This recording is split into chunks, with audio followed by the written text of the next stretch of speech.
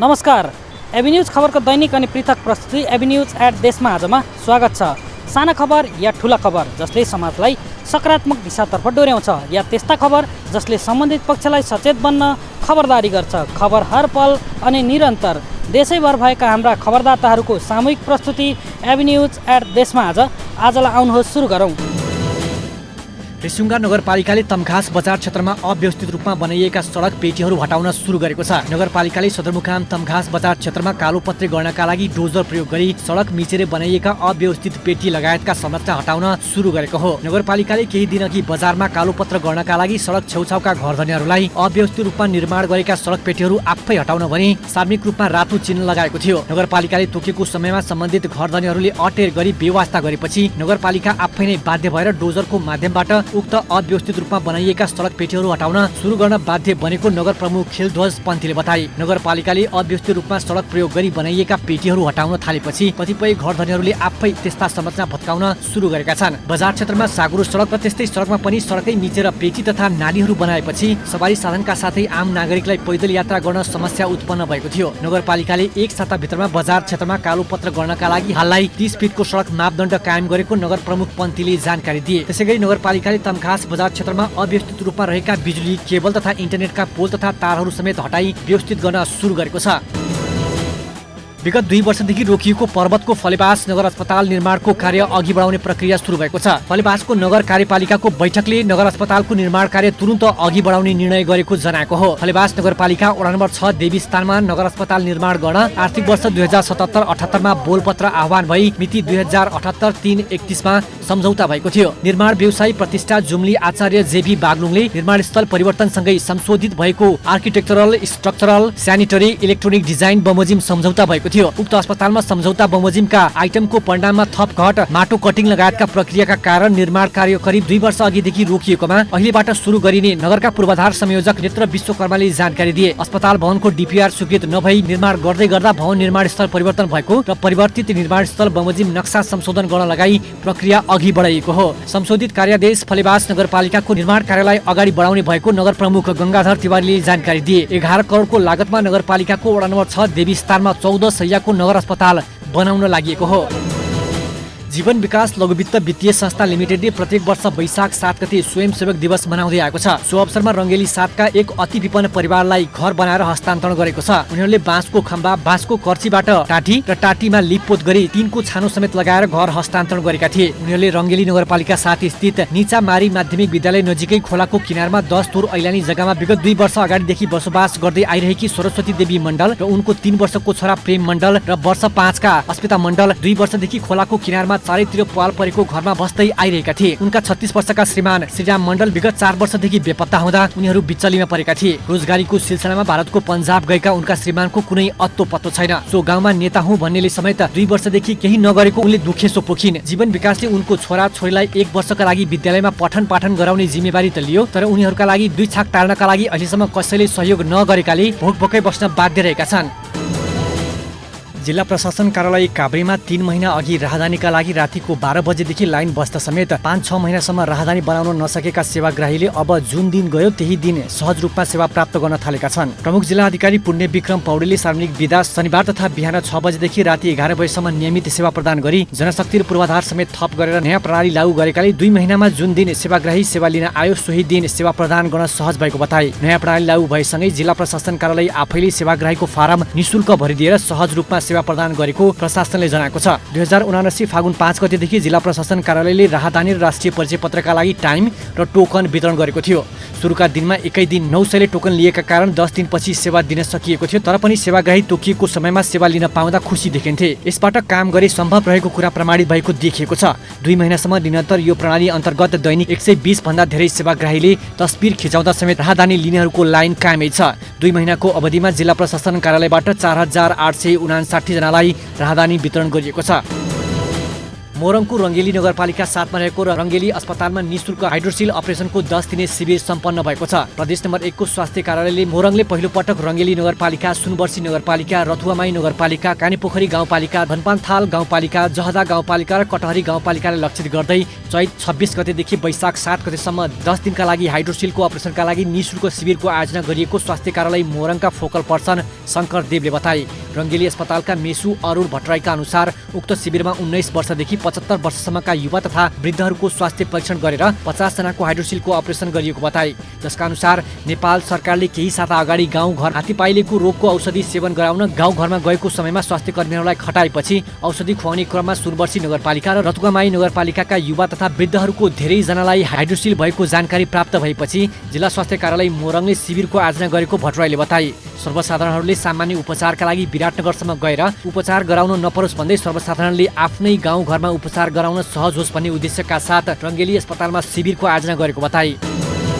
शिक्षा तह स्थानीय तह मातहत आइसकेपछि यसको सुधारका लागि स्थानीय तहहरूले विभिन्न खालका कामहरू अगाडि बढाउन थालेका छन्। विद्यालयको शैक्षिक गुणस्तर के कस्तो छ भन्ने विषयमा स्थानीय सरकार मातहतको वडा कार्यालयहरूले अनुगमन गर्ने गरेका छन्। पछिल्लो समय धरान उपमहानगरपालिका वडा नम्बर 16 ले पनि आफ्नो वडामा रहेको सामुदायिक विद्यालयको अनुगमन गरेको छ। वडामा रहेका सामुदायिक विद्यालयको शैक्षिक गुणस्तर सुधार गर्दै अभिभावकहरूलाई सामुदायिक विद्यालयमै पढाउनुपर्छ भन्ने सन्देश प्रवाह गर्न 16 नम्बर वडा समितिले सम्बन्धित पक्षसँग मिलेर अनुगमन गरेको हो। स्थानीय तह मातहतमा शैक्षिक संस्थाहरू आएपछि सामुदायिक विद्यालयहरूको गुणस्तरमा केही सुधार आएको भए पनि अभिभावकहरूले अझै पनि आफ्ना नानीहरूलाई सामुदायिक विद्यालयमा विश्वास नगरेको निजी विद्यालयमै महँगो शुल्कमा पढाउने गरेको पाइएको छ। धरान 16 मा रहेको शारदा बालिका नमुना मावि धेरै पुरानो सामुदायिक विद्यालय हो। यहाँ छात्राहरू मात्र अध्ययन गर्छन्। 2005 सालमा स्थापित यो विद्यालयले विगतदेखि नै शैक्षिक गुणस्तरमा ध्यान दिँदै आएको छ। यस्तै प्रावधान अन्य स्थानका स्थानीय तहले गर्न सके सामुदायिक विद्यालयको शैक्षिक सुधार अझै सुदृढ हुनेमा पक्का छ। यसतर्फ धरान उपमहानगरपालिकाको ध्यान जान जरुरी देखिन्छ। सहकारी संस्थाका वित्तीय कारोबार गरेको आधारमा शेयर सदस्यले पाउने संरक्षित पुँजी फिर्ता अन्तर्गत झापाको बिर्तामोडमा मुख्य कार्यालय रहेको कर्णाली बचत तथा ऋण सहकारी संस्थाले आर्थिक वर्ष 2078-79 मा 1,55,00,000 रुपैयाँ कारोबार सदस्यहरूलाई प्रदान गरेको छ। शेयर सदस्यहरूले बचत तथा कर्जा कारोबारमा पुर्याएको वित्तीय सहयोगको आधारमा संरक्षित पुँजी फिर्ता गर्नुपर्ने सहकारी ऐन 2074 ले अगाडि सारेको नीति अनुरूप सो रकम फिर्ता गरिएको संस्थाका अध्यक्ष टस बहादुर प्रधानले जानकारी दिए। कर्णाली साकोसले सोही ऐन र नियमावलीको आधारमा यो वर्ष 1,55,00,000 रुपैयाँ संरक्षित पुँजी कोष रकम वितरण गरेको हो। अघिल्लो आर्थिक वर्षमा संस्थाले 1,40,00,000 रुपैयाँ सदस्यलाई फिर्ता गरेको थियो। अध्यक्ष टस बहादुर श्रेष्ठले 54,000 शेयर सदस्य रहेको कर्णाली साकोसका 19,878 जना सदस्यले यस्तो रकम प्राप्त गरेको जानकारी दिए। अघिल्लो पटक 17,853 जनालाई यस्तो सुविधा प्रदान गरिएको थियो। संस्थाका कोषाध्यक्ष समेत रहेका एकराज विष्टले संरक्षित पुँजी फिर्ता बापत 1,24,283 रुपैयाँ पाएका थिए। मातातीर्थ औँसीको अवसरमा बनेपामा रहेको चण्डेश्वरी बचत तथा ऋण सहकारी संस्था लिमिटेडले ज्येष्ठ महिला सदस्यहरूलाई सम्मान गरेको छ। संस्थामा आबद्ध 75 वर्षभन्दा माथिका 75 जना ज्येष्ठ महिला सदस्यहरूलाई सम्मान गरिएको हो। बनेपा नगरपालिका प्रमुख शान्तिरत्न साकेले सबैभन्दा ज्येष्ठ सदस्य 90 वर्षीय गणेशमाया पोटेलाई सम्मान गरी उद्घाटन गर्दै साकेले ज्येष्ठ सदस्यहरूको सुस्वास्थ्यको कामना गर्दै आमा बुबालाई कस्तो सम्मान गर्छौ, हाम्रो छोराछोरीले पनि त्यस्तै व्यवहार गर्ने हो बताए। आमा बुबा भनेको जिउँदो देवता भएकाले सोही अनुसारको व्यवहार गर्नुपर्ने साकेले बताए। कार्यक्रममा स्वागत मन्तव्य कार्यक्रम संयोजक रोशना राजवंशीले राखेका थिए। कार्यक्रममा संस्थाका प्रमुख सल्लाहकार विकास बादे, सल्लाहकार इन्द्रनारायण भैल, बालभक्त प्रधान, हेमन्त राज प्रधान लगायतले शुभकामना मन्तव्य राखेका थिए। गत चैत 25 गते 75 वर्ष मुनिका ज्येष्ठ सदस्यहरूलाई तीर्थाटन गराइएको र मातातीर्थ औँसीको अवसरमा 75 वर्षभन्दा माथिका 75 जना ज्येष्ठ सदस्यलाई ब्ल्याङ्केट, प्रमाणपत्र, खाद्यान्नद्वारा सम्मान गरिएको अध्यक्ष बादेले बताए। सर्लाहीको कौडेना गाउँपालिकाका 500 विपन्न परिवारलाई नेपाल भारत महिला मैत्री समाज काठमाडौँले ग्यास सिलिन्डर र चुलो वितरण गरेको छ। भारतीय सरकारको सहयोगमा समाजले एक कार्यक्रमको आयोजना गरी विपन्न परिवारलाई ग्यास सिलिन्डर, चुलो, रेगुलेटर, पाइप र लाइटर लगायतका सामग्री वितरण गरिएको हो। नेपाल भारत महिला मैत्री समाज काठमाडौँले निःशुल्क रूपमा पालिकाका 500 विपन्न परिवारलाई ग्यास सिलिन्डर, चुलो लगायत त्यसमा लाग्ने अन्य सामग्री वितरण गरेको कौडेना गाउँपालिकाका अध्यक्ष रूपेश कुमारले जानकारी दिएका छन्। प्रतिनिधि सभा सदस्य चन्दा चौधरीको पहलमा पालिकाका विभिन्न परिवारलाई ग्यास सिलिन्डर र चुलो वितरण गरिएको छ। वितरण कार्यक्रममा आएका महावाणिज्य दूतावास वीरगञ्जका प्रमुख नितेश कुमारले पर्यावरणलाई स्वच्छ तथा गृहिणीलाई स्वस्थ राख्नका लागि एलपी ग्यास वितरण गरिएको बताएका छन्। शिक्षा, स्वास्थ्य तथा भौतिक पूर्वाधार लगायतको क्षेत्रमा काम गर्दै आएको भारत सरकारले पर्यावरण र गृहिणी स्वास्थ्यको ख्याल गर्दै ग्यास वितरण गरेको बताएको छ। पहिलो चरणमा सर्लाही जिल्लामा वितरण गरिएको छ। दोस्रो चरणमा अन्य जिल्लामा पनि वितरण गर्ने कार्यक्रम रहेको नितेशले बताए। सिराहा नगरपालिका 6 बसबिट्टा बेरभा चोकदेखि राधाकृष्ण मन्दिरसम्मको सडक विस्तार अगाडि बढेको छ। लामो समयदेखि अवरुद्ध रहेको सडक विस्तार कार्यलाई अगाडि बढाउने स्थानीय बीच सहमति भएपछि सडक निर्माण कार्यले गति लिएको हो। रिप परियोजना अन्तर्गत सडक निर्माण थालिए पनि सडकको क्षेत्रफलको विषयमा गाउँले बीच विवाद उत्पन्न भएपछि निर्माण कार्य रोकिएको थियो। 24 वर्ष अघिदेखि यस सडकको फराकिलो गर्ने विषयमा गाउँले बीच विवाद रहँदै आएको थियो। पुरानो सडकको बीचबाट दुवैतर्फ 13-13 फिट गरी नाला सहित 26 फिटको सडक बनाउने सहमतिसँगै सडक विस्तार कार्य अगाडि बढेको सिराहा नगरपालिका 6 का कान्छा युवा वडाध्यक्ष इन्द्रजित यादवले बताए। स्थानीय गाउँलेको छलफलमा सहमति जुटेपछि बुधबारदेखि नै सडक कायम भएको क्षेत्रमा रहेको पक्की घर लगायतका अन्य संरचना खाली गराउने कार्य सुरु भएको कान्छा युवा वडाध्यक्ष यादवले बताएका छन्। सिराहा नगरपालिकाको कार्यपालिका बैठकले सिराहा नगर क्षेत्रको मुख्य सडकसँगै वडा सडकहरूको विस्तार कार्य अगाडि बढाउने निर्णय गरेसँगै वडा नम्बर 6 बाट अवरुद्ध सडक निर्माण कार्यलाई अगाडि बढाइएको छ। नगरपालिका भित्रको सडक चौडा गर्ने, नाली व्यवस्थापन गर्ने अभियान सुरु भइसकेको भन्दै मेयर डाक्टर नवीन कुमार यादवले सदरमुकामको मुख्य सडकदेखि भारतको सीमासम्मको सडक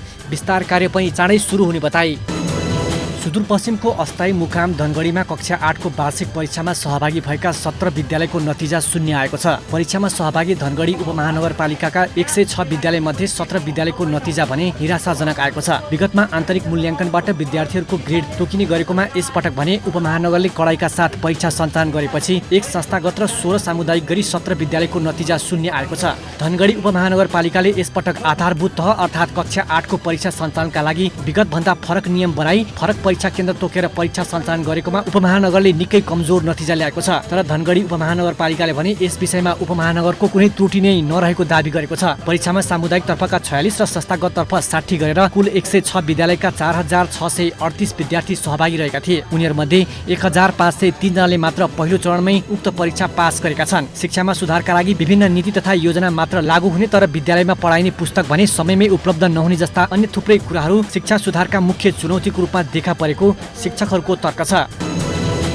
लामो समयसम्म वर्षा हुन नसक्दा सिन्धुलीको चुरे भावर वन क्षेत्रमा विगत 10 दिन अगावैदेखि लागेको डढेलो पूर्ण रूपमा निभ्न नसक्दा चुरे वन क्षेत्रमा बहुमूल्य वन सम्पदा डढेर सखाप भएका छन्। सिन्धुली जिल्लाको वन जंगलहरूमा लागेको डढेलो नियन्त्रणमा आउन नसक्दा वन पैदावार, वन्यजन्तु र जडीबुटीहरू जलेर सखाप हुँदै आएका छन्। जिल्लाको कमलाबाई नगरपालिका, कमलाखोत र मडी क्षेत्रमा रहेको सामुदायिक वन तथा सरकारी जंगलहरूमा लागेको डढेलो निभ्न नसक्दा समस्या देखिएको हो। गोठालाहरूले लगाएको डढेलो वन कर्मचारीहरू र सामुदायिक वनका उपभोक्ताहरूले समयमै निभाउन नसक्दा डढेलो दिनदिनै फैलिएर वातावरणमा प्रतिकूल असर परेको छ। वन जंगलमा लागेको डढेलोका कारण संरक्षित वन क्षेत्र नष्ट हुनुका साथै साल तथा अन्य जातका रुखहरू, वनस्पति, चराचुरुङ्गी र जीवजन्तुहरूमा प्रत्यक्ष असर परेको छ। सरकारी सम्बन्धित निकाय र सामुदायिक वन समूहहरूले डढेलो नियन्त्रणका लागि समयमै पूर्व तयारीहरू गर्न नसक्दा बहुमूल्य वन पैदावारहरू दिनदिनै नोक्सान हुनुका साथै वातावरणीय असर समेत पुगिरहेको छ। म्याग्दीको धवलागिरी गाउँपालिका 5 मल्कुवाङ स्थित भाङ्गेमा रहेको जिल्लाकै सबैभन्दा ठूलो भेडा बाख्राको बथान मल्कुवाङका भीमबहादुर छन्त्याल देवानले पुर्खाहरूले जीवन बिताएको जंगल र भिर पाखाहरूमा परम्परागत भेडा बाख्रा पालनलाई व्यावसायिक रूपमा रूपान्तरण गरेका छन्। उनको गोठमा भेडा बाख्रा र पाठापाठी सहित 600 भेडा बाख्रा छन्। 3 जना भेडा बाख्रा निगरानी गर्ने हेरालुहरू छन् भने रातमा भेडा बाख्राको सुरक्षा गर्ने 4 वटा कुकुर पालेका छन्। भेडी गोठमा बिहान उठेदेखि भेडा बाख्राको संख्या बुझ्ने, दुध दुहुने, खाना पकाएर खाने र भेडा बाख्रा चराउन लैजाने, लेकको बुकी र पाखा पखेरामा भेडा बाख्रा सकेपछि पुनः गोठमै फर्काउने काममा व्यस्त छन्। घनघोर जंगल र पहाडहरूमा वर्षात, हिमपात केही भन्न पाइँदैन। गोठालो दैनिकी प्रकृति र भेडा बाख्रासँग बित्छ। 1 करोड भन्दा बढी लगानी गरेको भेडा पालन पेसामा अवसर र चुनौती दुवै रहेको छन्तान बताउँछन्। धवलागिरी नगरपालिका क्षेत्रमा घुम्ती चरण मार्फत भेडा पालनको प्रचुर सम्भावना रहेको छ। हिउँदोमा बेसीदेखि बर्खायाममा धवलागिरी हिमालको आधार शिविरसम्म नै भेडी गोठ सरिरहने प्रचलन रहेको छ। असारको पहिलो हप्ता हिमाली फेदमा गोठमा लैजाने उनको योजना रहेको छ। उत्पादन भएको खसी बोका किन्नका लागि व्यापारी उनको गोठमै पुग्ने गर्छन्। वैशाख कृष्ण औँसीका दिन मनाइने माता तीर्थ औँसी अर्थात् आमाको मुख हेर्ने दिनमा सबैले आफ्नो ढङ्गबाट आमालाई मिठो मसिनो खाना दिई राम्रो लुगा कपडा लगाइदिएर मनाएका छन्। तर स्थानीय सरकारका तर्फबाट धरान उपमहानगरपालिका वडा नम्बर 6 कार्यालयले मात्र वडामा रहेका आमाहरूलाई सम्मान गर्दै मिठो मसिनो खाना दिएर माता तीर्थ औँसी मनाएका छन्। मुलुकमा संहिता आएसँगै संविधानमा समेत स्थानीय सरकारलाई धेरै अधिकार प्रदान गरेको छ। अधिकार प्राप्त स्थानीय तहले पछिल्लो समय अभिभावकहरूको जिम्मेवारी समेत वहन गर्ने गर्छ। वडामा रहेका ज्येष्ठ नागरिकलाई लक्षित गर्दै सामाजिक सुरक्षा भत्ता प्राप्तमा स्वास्थ्य शिविरको आयोजना, तीर्थयात्रा लाने लगायतका कामहरू गर्ने गर्छन्। यसै अनुरूप धरान उपमहानगरपालिका वडा नम्बर 6 ले आफ्ना वडामा रहेका आमाहरूलाई एकै ठाउँमा भेला पारेर सम्मानसहित मिठो मसिनो खुवाएको छ। सो अवसरमा सम्मानित ज्येष्ठ नागरिकहरूले वडाले गरेको कार्यप्रति धन्यवाद दिएका छन्। एभिन्युज एट देशमा आजमा हामी त्यस्ता खबरलाई ध्यान दिनेछौँ जुन खबर ओझेलमा परेको छ र बन्न सक्छ खबर। एभिन्युज एट देशमा आजलाई यति नै। भोलि फेरि देशैभरका खबरका साथमा प्रस्तुत हुने नै छौँ। तबसम्मका लागि हेर्दै रहनुहोला एभिन्युज खबर। नमस्कार।